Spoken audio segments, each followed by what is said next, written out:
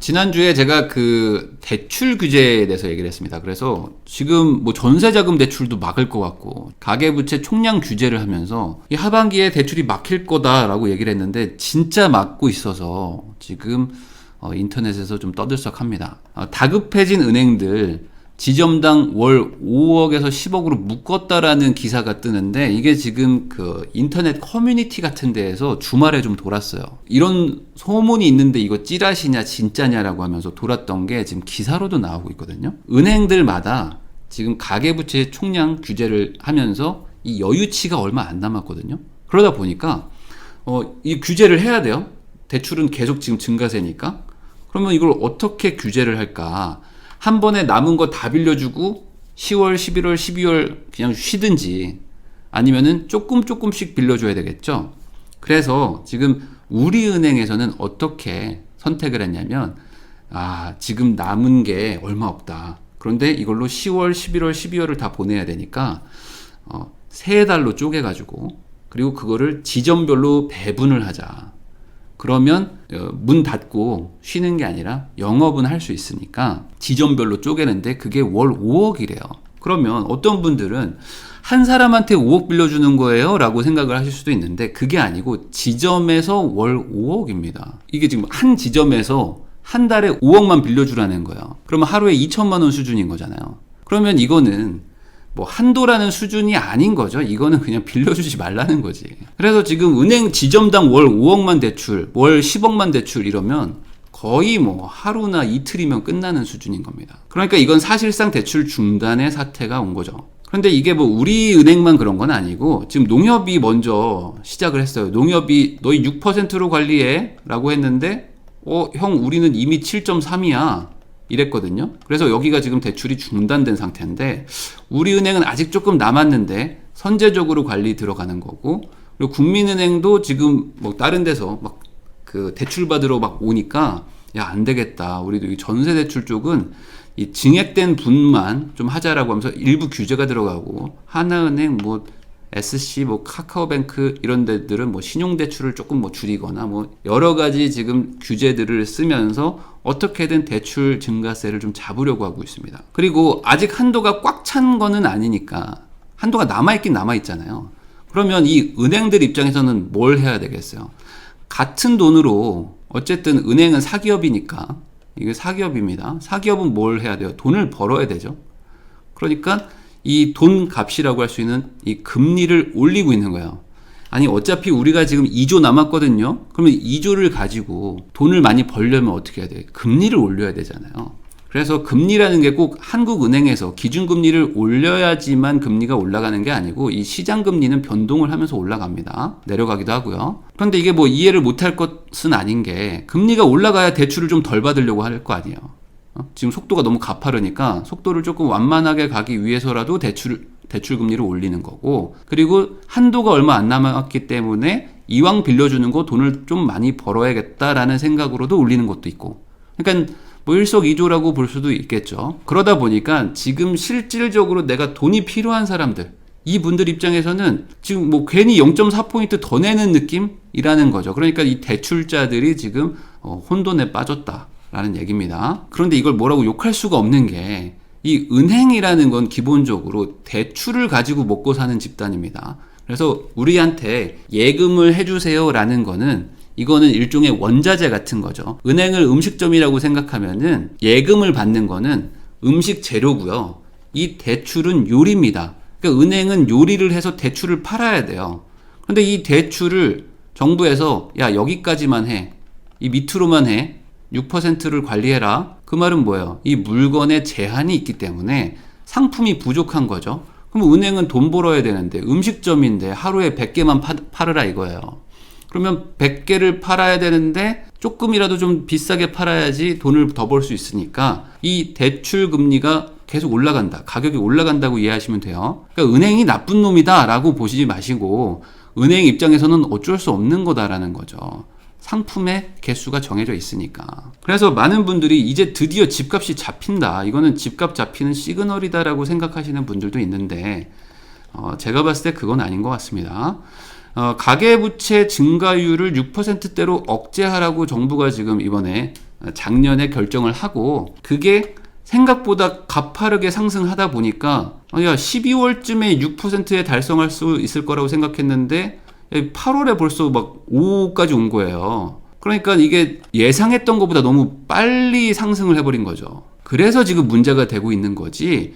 앞으로 정부가 대출을 안 해줄 거다. 이제 대출은 절벽이다라는 의미는 좀 아닌 거예요. 이 규제의 목표를 달성하기 위해서 지금 극단적으로 줄이고 있는 거죠. 그래서 이게 앞으로 대출은 못 받습니다. 그리고 이제 대출이 안 나올 거기 때문에 내년 2022년은 이제 큰일 났습니다라고 생각하는 거는 약간의 오해일 수도 있어요.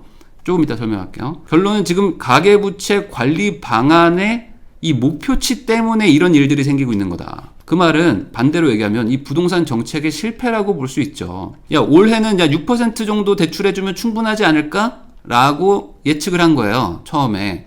왜냐? 집값이 뭐 그렇게까지 많이 올라가겠어? 라는 것도 있고. 야, 그리고 우리가 뭐 공급 대책도 발표하고, 뭐 규제책도 발표하고, 세금도 좀 올리고, 뭐 여러 가지 수요와 공급을 잡을 거잖아. 3기 신도시 같은 것들도 좀 이제 사전청약도 하고. 그러면 생각보다 가격 상승세는 좀 낮아질 것이다 라고 예측해서 6%면은 1년 쓸 수 있겠지 라고 생각했는데 이게 아니었던 거죠. 일로 갈 줄 알았는데 일로 가버린 거죠. 그러면 이쯤에서는 막았어야 되는데 이쯤에서 뭔가 한 4월, 5월 뭐 이쯤에서부터 슬슬 관리를 들어갔었어야 선의의 피해자들이 안 생기는데 여기서 지금 여기가 12월인데 10월에서 지금 9월, 10월 이 목에 다 찼는데 여기서 남은 이 2달 동안 이 사람들 보고 알아서 맞추세요라고 하니까 이 극단적으로 지금 대출이 문을 닫고 있는 거예요. 미리 좀 했으면 좀 나았을 텐데. 그러면 이거를 누가 떠안느냐? 결국에는 이제 실수요자들, 내가 이제 집을 사서 이제 잔금을 치러야 되거나 아니면 전세자금 대출을 올려줘야 되거나 뭐 이런 분들 입장에서는 갑자기 야 저번 달까지는 대출 잘해주다가 이번 달부터 안 해준다고 하니까 그럼 나는 어떡하냐. 옆집 영식이는 7월 달에 대출 잘 받았는데 나는 왜 안 해주지? 그게 말이야 6%를 지켜야 돼서 그래. 아니 왜 그게 저랑 무슨 상관인 거죠? 아니 지금 기존에 있는 대출자들한테 대출을 뭐 깎든지 해서 같이 뭐 공동으로 이렇게 이거를 책임지면 모르겠는데 야 여기까지는 다 해주고 왜 나는 안 해줘? 라고 하니까 이거는 불만이 생길 수밖에 없는 거죠. 그런데 여기서 오해하시면 안 되는 게 지금 현재 주택 관련해서 대출을 받는 사람들이 다주택자거나 뭐 투기꾼이거나 뭐 이런 사람들이냐? 아닙니다. 지금은 철저하게 실거주자, 실수요장이거든요. 그래서 지금 무주택자들이 집을 사면서 뭐 대출을 받거나 아니면 뭐 분양권 가지고 있는 분들이 뭐 중도금 대출이나 뭐 잔금 대출을 받거나 다 무주택자예요. 아니면 1주택자가 갈아타는 거나 아니면 전세입자들이죠. 이 전세가 상승하면서 여기서 대출을 받거나 여기서 대출을 받는데 이분들이 지금 직격탄을 맞고 있는 거예요. 이 모든 원인은 사실 이겁니다. 그러니까 뭐 대출 규제를 6%로 하든 5%로 하든 뭐 그게 중요한 건 아니죠. 이거를 달성하느냐 마냐는 의지가 아니라 시장의 상황이겠죠. 아니 의지를 6%로 표현하면 뭐 막아지나요? 그게 아니잖아요. 시장의 상황이 뭐 대출 증가가 이렇게 많이 안 되는 상황이면은 그냥 넘어갑니다. 그런데 지금 2021년은 시장의 상황이 이렇게 올라가 버렸기 때문에 이걸 달성하지 못하게 된 거죠. 매매가도 올라가 버리고 전세도 상승하니까. 그러다 보니까 사람들이 지금 되게 그 두 부류로 나뉩니다. 지금 당장 대출을 받을 필요가 없는 분들이 있어요. 그런 분들은 대출을 받겠다는 사람들을 투기꾼 취급하는 사람도 많습니다.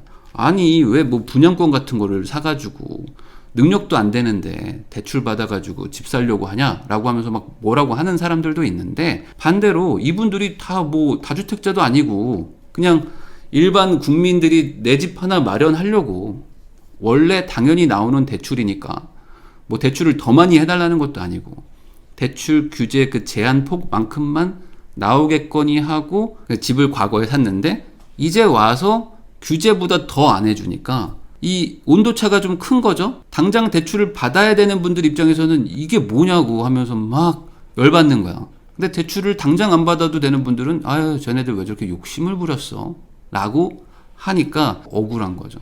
그래서 뭐 지금 집값은 뭐 정부가 올렸는데 왜 당장 내 집을 소유하기 위해서 필요한 대출을 막냐, 내 전셋집을 유지하기 위한 대출을 막냐고 하면서 국민청원도 많이 올라오고 있습니다. 뭐 최근에 올라온 것들 중에서 뭐 제일 속상한 건 이건 것 같아요. 이게 지금 나중에 또 발생이 될 수도 있을 것 같아서 제가 한번 가져와 봤는데, 현재 지금 3기 신도시랑 뭐 공공택지나 뭐 이런 데들 사전 청약을 많이 하고 있거든요.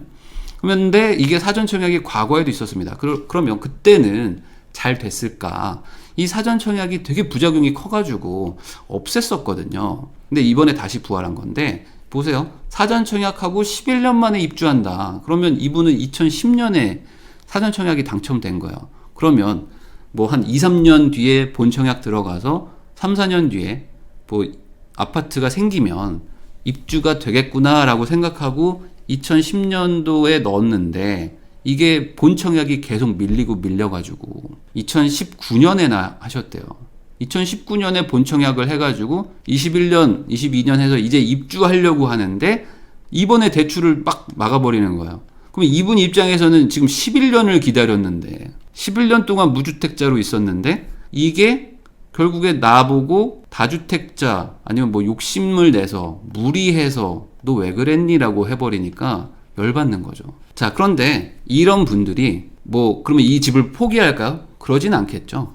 당연히 어떤 방법을 찾습니다. 어떻게 하냐면, 이거는 방법이 하나밖에 없어요. 대출을 안 받을 수는 없으니까 대출을 해주는 곳으로 찾아가야죠. 그럼 어디냐? 금리가 조금 높은 곳들은 대출이 좀 됩니다. 그래서 이게 뭐 소위 말하는 이제 토끼몰이라고 해야 될까? 아니면은 뭐 풍선효과라고 해야 될까? 대출을 안 받고 집을 포기하면 돼. 아, 저는 그러면 대출을 안 해주니까 전 집을 안 사겠습니다. 저 이거 입주권, 이 분양권 포기합니다. 그러면 끝인데, 그럴 수가 있나요? 그럼 다시 난 무주택자가 되는 건데? 그러니까 이건 못하니까 포기는 없다. 그럼 어떡하냐? 나오는 대로 간다. 은행 대출이 모두 다 막히는 건 아니에요. 은행마다 증가율을 막는 거다 보니까 아직 대출이 나오는 곳들이 있겠죠. 그러니까 그런 곳들로 사람들이 막 풍선 효과로 막 몰려갑니다. 그러면 거기도 금세 이제 목에 차는 거예요. 그러니까 조금 여유 있는 곳이 어딜까? 이금융권 같은 곳들도 지금 많이 간다고 합니다. 그래서 이금융이라는 데가 뭐 지금 사채 뭐 이런 게 아니고 1금융권 대비해서 약간 금리가 좀 높은 곳들, 그런 곳들은 원래 신용등급 높은 사람들은 안 갔어요. 괜히 이자가 더 많이 나가니까. 근데 지금 저금리로 상대적으로 좀 안정적으로 빌려주는 1금융권들에서 막히고 있으니까 나는 신용도 좋고 원래라면 여기 가서 안 빌려도 되는데 2금융으로 지금 가고 있는 거죠. 그리고 2금융도 쉽게 못 쓰는 분들 입장에서, 아니면 지금 대출 규제가 너무 갑작스럽게 들어오니까 큰 돈이 필요한 분들, 상대적으로 그런 분들은 어디로 가요? 이제 P2P 시장으로도 많이 갑니다. P2P가 뭐 금리가 뭐 한 10%에서 뭐 한 12% 뭐 이 정도 왔다 갔다 하는데, 이 금리를 내고라도 우선은 잔금을 치르든지 아니면 전세를 어떻게든 올려주려고 하는 거죠. 당장 여길 떠날 수 없는 분들은. 그리고 지금 집을 사려는 분들 있잖아요. 지금 집을 사고 싶었는데 약간 어떤 타이밍을 보고 있었던 분들 입장에서는 이것도 막막한 거예요. 야, 이거 안 되겠다. 이거 9월 달부터 이제 막기 시작하는데 10월, 11월, 12월쯤에 집을 사겠다고 마음을 먹었던 분들 입장에서는 야, 이거 뭐 대출 나오는 거라도 뭔가 지금 사긴 사야겠다. 왜냐면 대출 없이 집을 사기가 힘들잖아요. 그건 우리나라뿐만 아니라 전 세계의 모든 나라들, 다 자본주의 시장에서는 다 대출을 받아서 집을 삽니다. 그러니까 대출이 막힌다는 거는 곧 내가 집을 살 확률이 떨어진다는 거니까, 집을 사겠다는 분들 입장에서는 나오는 거라도 사야 되겠다. 그래서 끊기기 전에 막 빌리고 보자 라고 생각하면서 오히려 지금 그 한도가 얼마 안 남았는데 이게 또 빠르게 소진되고 있는 거예요. 왜냐면 추가적으로 지금 정부에서 대출 규제책을 또 발표한다고 하니까 아마 지금보다 더 못 받으면 못 받았지 더 해주진 않을 것이다 라는 사람들의 예측으로 더 빌리러 가는 거죠. 그리고 지금 현실적으로 대출이 저가주택이라고 해야 되나? 한 6억, 7억대까지는 그래도 대출이 좀 나오는 편입니다. 그런데 집값이 너무 많이 올랐잖아요. 그러니까 어떻게 해요? 서울 안에서 뭔가 집을 사야만 하는 분들 입장에서는 집값이 많이 올랐는데 대출 해주는 건 6, 7억이야. 그럼 어떻게 해요? 평수를 줄여가지고 작은 거를 사러 가는 거죠. 작은 걸. 큰 아파트가 필요하면 경기도나 뭐 외곽으로 나가야 되는데 나는 무조건 서울을 사야겠다라는 분들도 있잖아요. 그러면 평수를 줄여가지고 대출이 나오는 물건을 사니까 소형 아파트들이 또 막 급등하기 시작합니다. 근데 정부의 입장을 생각해 보자고요. 어쨌든 지금 나는 목표가 6%예요. 근데 지금 5까지 왔어요, 이미. 그러니까 지금 이제 1% 남았단 말이죠. 그러면 이 1%를 가지고 이 보릿고개를 넘어가야 되거든요. 그러면 보릿고개는 보통 뭘로 넘습니까? 구황작물로 넘어야 되죠.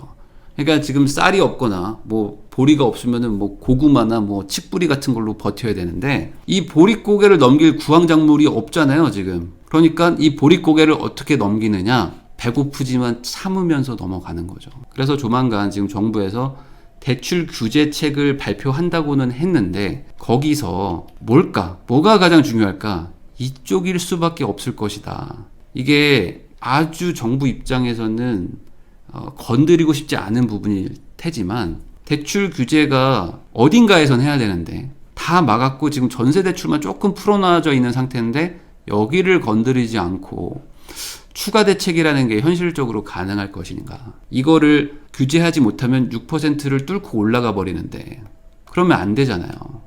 그러면 무언가 막아야 되고 그럼 어쩔 수 없이 전세 대출 쪽에서 규제를 할 것 같다. 그러면 문제는 이거죠. 내년에는 4% 관리를 한다고 그랬거든요. 내년에. 그래서 많은 분들이 오해하는 게 야, 이제 대출은 막혔다. 내년은 대출 안 나온다라고 생각하는데 그게 아닙니다.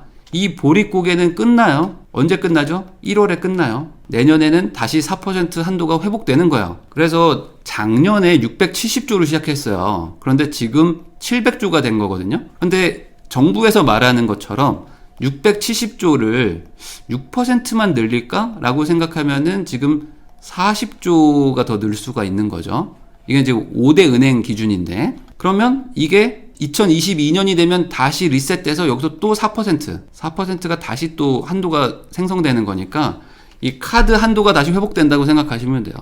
그러면 30조 정도, 5대 은행 기준으로 뭐 약 한 30조 정도가 추가적으로 생기니까 내년에는 이걸 받을 수 있냐 없냐를 가지고 올해보다 더 치열해질 수도 있는 거야. 이거를 수요를 낮춰버리든지, 그러니까 집을 안 사게 하든지, 전세 대출을 받는 수요를 낮추든지, 아니면 공급을 확 늘려가지고 뭐 빈집을 많이 만들어서 전세 수요를 뭐 분산시키든지, 아니면 뭐 새 아파트들을 막 공급을 해가지고 굳이 뭐 저 집을 저렇게 비싸게 살 필요가 있나? 라는 생각을 들게 해주면 되는데 현실적으로 지금 이 두 가지가 쉽지가 않은 상황이니까 그래서 둘 다 안 되니까 지금 대출 규제라는 어쩔 수 없는 방법을 가고 있는데 이러면 또 고금리로 가버리고 그래서 이금융권 대출 가능성으로 계속 몰리는데 이거는 아마 내년에도 이런 현상이 일어날 것 같아요.